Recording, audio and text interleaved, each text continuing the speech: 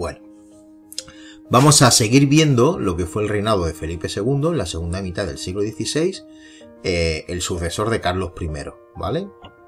Vimos en el último vídeo las dos crisis internas más importantes que tuvo, la crisis de la corona de Aragón, cuando pasó por encima de las leyes aragonesas para intentar apresar a Antonio Pérez y cuando ajustició a Juan de Lanuza, que era el justicia mayor de Aragón, y la otra revuelta que tiene en el sur, en la zona del antiguo reino de Granada, donde los moriscos, que eran musulmanes que se habían convertido al cristianismo en 1502 para no ser expulsados de la península, ante unas leyes que intentaban acabar con su forma de vida, se rebelaron en las alpujarras granadinas, almerienses y también en zonas de la provincia de Málaga.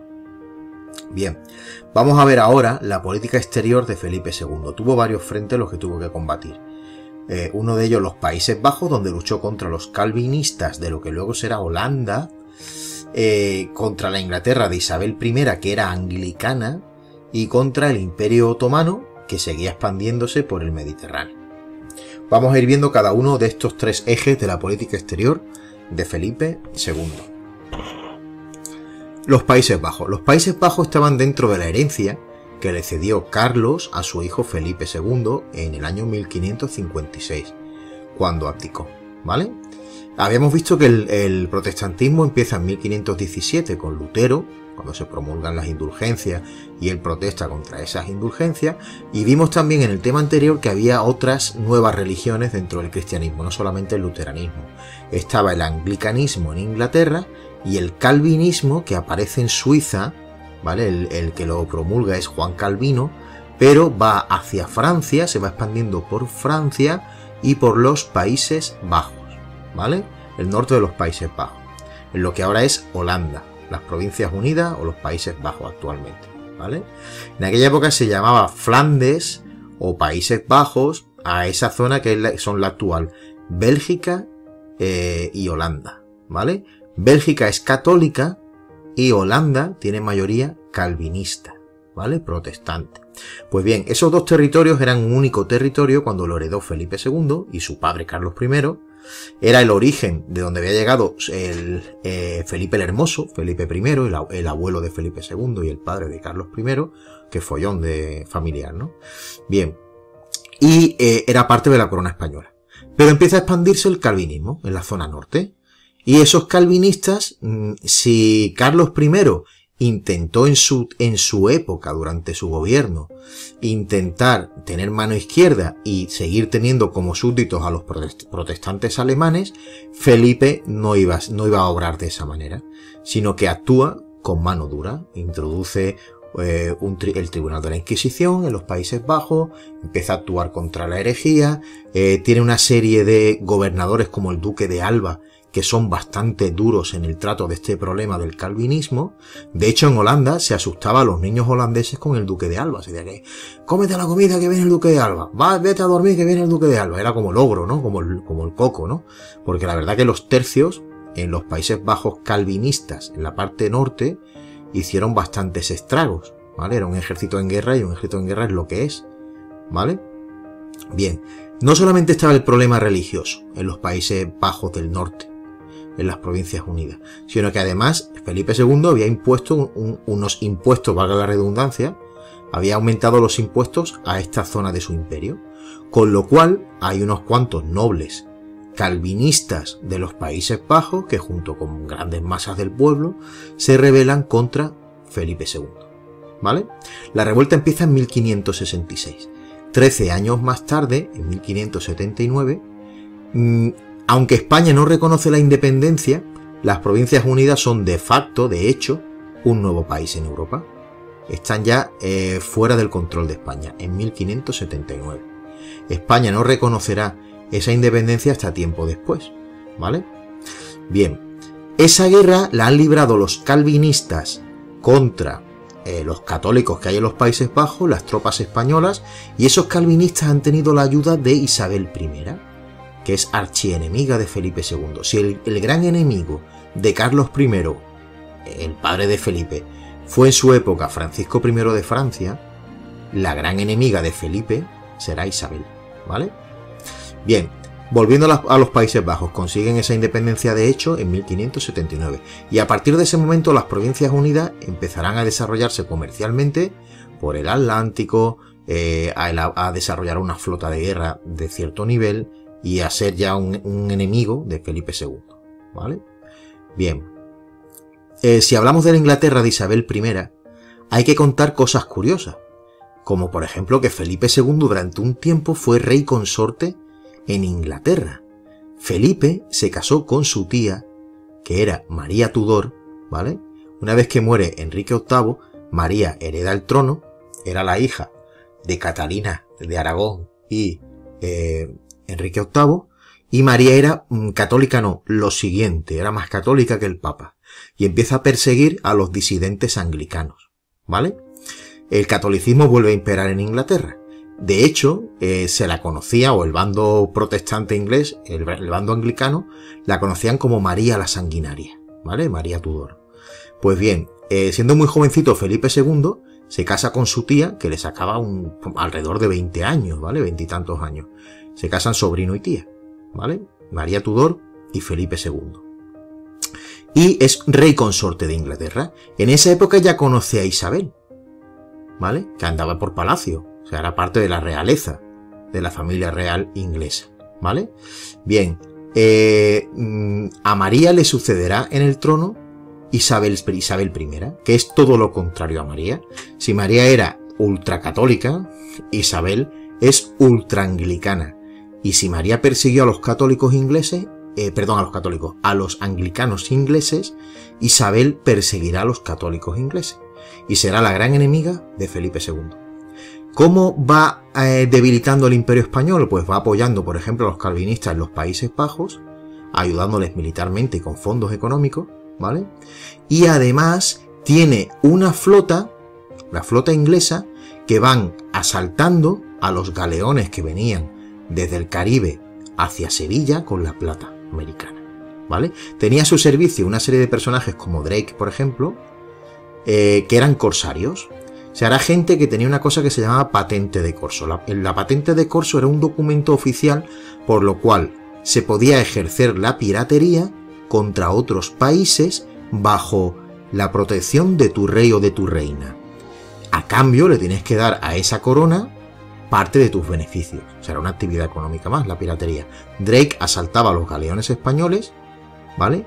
Bajo el permiso de la Inglaterra de Isabel I, ¿vale? También participaba en ataques militares, o sea, ponía al servicio de la reina sus fuerzas, ¿vale? Bien, hostigaban a la flota española y apoyaban a los protestantes en el continente. Estos protestantes son los calvinistas holandeses, ¿vale? Bien, y a los calvinistas franceses también, por ejemplo. Entonces, ¿qué hace Felipe II? Cansado de esos ataques en el Atlántico de los piratas ingleses y de ese apoyo que daba la reina de Inglaterra a los calvinistas holandeses, a los que no podía dominar, ¿vale? Mandó una gran armada, lo que se ha conocido históricamente como la Armada Invencible, pero realmente en la época se llamó la Gran Armada, en el año 1588, ¿vale?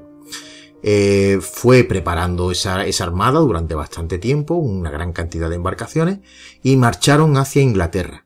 La idea era trasladar tropas desde los Países Bajos, donde estaban las tropas del duque de Alba, los tercios, que eran la mejor unidad militar de la época.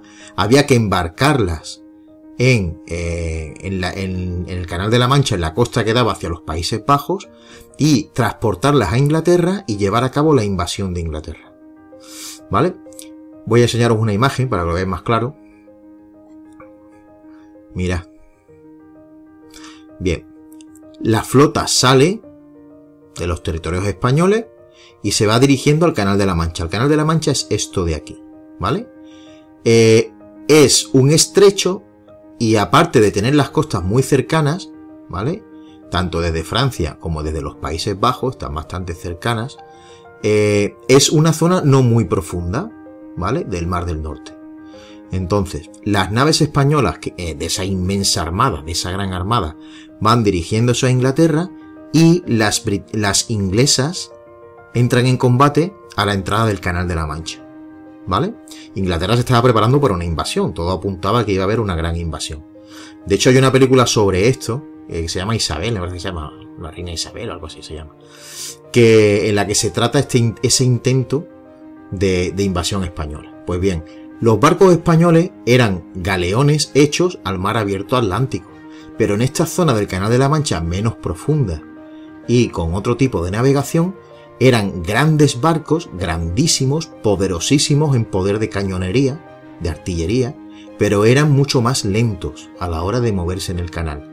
Y los barcos ingleses les sorprendieron, eran más rápidos, cañoneaban más rápido, conocían las costas, las profundidades, ¿vale? Dónde podían encallar, dónde no, y diezmaron a la flota en esta zona. Además, el mar estaba en unas condiciones un poco favorables para el combate, ¿vale? La flota perdió algunos barcos en naufragios, bordeó las islas británicas hacia el norte, ¿vale? Y en esta zona norte y en el oeste de Irlanda, en la vuelta que dio en torno a las islas británicas, hubo una serie de naufragios. De hecho, hay una leyenda en Irlanda que habla de los Black Irish, de los irlandeses morenos, ¿no? Se puede decir, ¿no? Que más o menos vendría a decir que esa mezcla de sangre y esos aspectos más mediterráneos de esa gente tendría que ver con esos marineros españoles que naufragaron. Pero lo cierto es que la mayoría de los náufragos se ahogaron en las costas irlandesas o fueron ajusticiados cuando llegaban a tierra, ¿vale? Los gobernantes de cada una de esas zonas los ahorcaban o acababan con ellos. La flota volvió, tal como pudo, a las costas de España, ¿vale? Siempre se ha dicho tradicionalmente, cuando se utilizaba este tema un poquito así como para el patriotismo español y un poco así de modo nacionalista, como que las tempestades vencieron a la armada y no los ingleses. Fue un poco de todo, ¿vale? Los barcos ingleses estaban mejor adaptados a este contexto del Canal de la Mancha y la gran y felicísima armada, que es como se llamaba esa armada, no pudo trasladar las tropas desde los Países Bajos hasta Inglaterra, tuvo que ir hacia el norte y ahí es donde perdió gran parte de los barcos, ¿vale? Este ataque fue un ataque de Felipe II en el año 1588 dentro de lo que se llama las guerras anglo-holandesas, o sea, de las guerras de España contra Holanda, que está aquí, e Inglaterra, ¿vale? Por ejemplo, dentro de esas guerras los ingleses atacaron varias veces Cádiz y llegaron a saquearlo, ¿vale? Y atacaban zonas de América, la América española y demás. Acabar con el último enemigo, ¿no? El último foco que tuvo la política exterior de Felipe II, que fue el Imperio Otomano. El Imperio Otomano ya había amenazado en tiempos del padre de Felipe, en tiempos de Carlos I, había tomado la isla de Chipre, amenazaba Malta e incluso había intentado tomar Viena, ¿vale? Pues bien, en esta época vuelve a surgir esa amenaza porque el Imperio Otomano, los turcos, tenían como aliados a hermanos de religión, a musulmanes del norte de África, de la zona de Berbería, que se llamaba, la zona berberisca, que era la zona de Túnez, Argelia, Marruecos, y esos gobernantes de esas zonas del norte de África se atacaban muchas veces aliados a los otomanos, a naves italianas, venecianas, napolitanas, aragonesas, castellanas, y estaba amenazando lo que era la zona de Venecia y Italia, la zona de Malta, la zona central del Mediterráneo. Entonces el Papa propuso una liga, una alianza, ¿vale? Una liga militar que se llamó la Liga Santa, en la que habría naves venecianas, naves de los estados pontificios, porque el Papa en aquella época era como un rey más. A veces iba incluso al campo de batalla en la Edad Media, ¿no? En esta época a lo mejor menos, pero en la Edad Media los papas luchaban, eran guerreros. Tenéis que recordar que venían de familias nobles, ¿vale? Habían sido entrenados de jóvenes en las espadas, la guerra y demás, ¿no? Pues bien, el 7 de octubre de 1571, en el Golfo de Lepanto, en Grecia, se enfrentaron las dos armadas y la armada cristiana venció a la armada turca, ¿vale? Fue un gran éxito, se difundió el éxito por toda la cristiandad, se celebró muchísimo y frenó en algo ese avance de los turcos hacia el oeste, ¿vale? Bien, he puesto aquí también que en el año 1580 Felipe II se convierte en rey de Portugal. Su madre era portuguesa y tenía derechos al trono de Portugal, por lo que en el año 1580, cuando queda vacante el trono, cuando muere el rey Sebastián, él se propone, bueno, es propuesto como un candidato al trono. Las Cortes de Tomar tenían que aceptar, las Cortes portuguesas tenían que aceptar esos derechos de Felipe al trono portugués, y él con su ejército se presentó en Portugal y ayudó a que eso pasara, ¿vale? Al tomar todas las posesiones portuguesas, se crea un imperio descomunal que irá de la mano de 1580 a 1640. De 1580 a 1640, la corona portuguesa es parte de la corona española, ¿vale? Os voy a enseñar unas imágenes para que veáis los territorios que tenían. Os los voy a enseñar, a ver.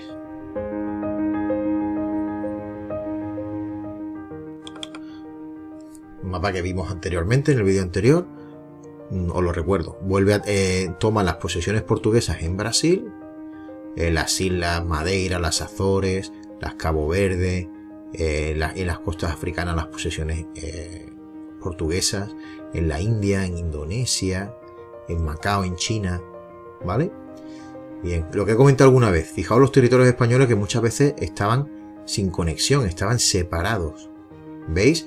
La corona tenía territorio desde el reino de Nápoles, Ducado de Milán, Franco Condado, Luxemburgo, Países Bajos, en esta línea de aquí.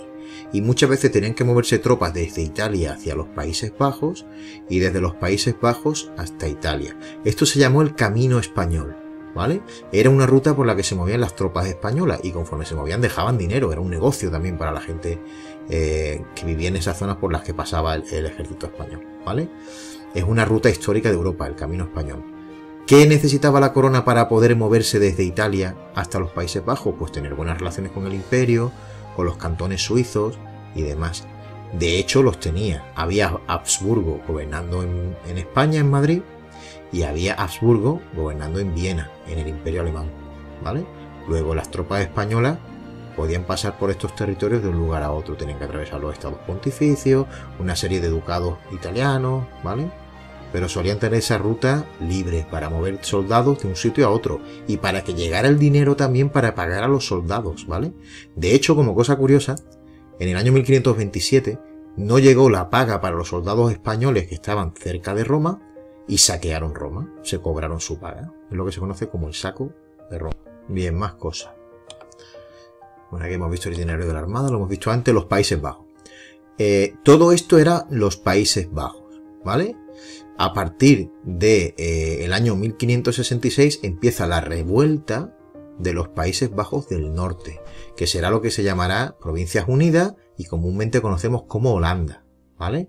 A día de hoy llamamos Bélgica a esta parte del sur y llamamos, quitando Luxemburgo, llamamos Países Bajos a lo que es la zona que corresponde a Holanda y otros estados que forman esos Países Bajos.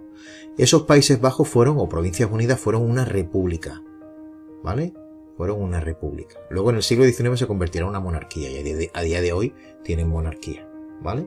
Entonces tenemos los calvinistas al norte, los católicos al sur. Aquí estuvieron luchando desde el año 66 hasta 1579 por motivos de religión y también motivos políticos. Más cosas. Bueno, aquí hay otro mapa de lo que es la Armada Española que sale de Lisboa. En La Coruña se repliegan, vuelven a salir, hay un temporal que desperdiga los barcos, se reencuentran en el Canal de la Mancha. Aquí son asediados o son atacados por los navíos ingleses que eran más rápidos, tienen que bordear las islas sin haber trasladado las tropas de los tercios, tienen una serie de naufragios en el oeste de las Islas Británicas y regresan a España. Bueno. Vale, pues esto más o menos todo lo que yo os quería contar. Nos vemos en el próximo vídeo.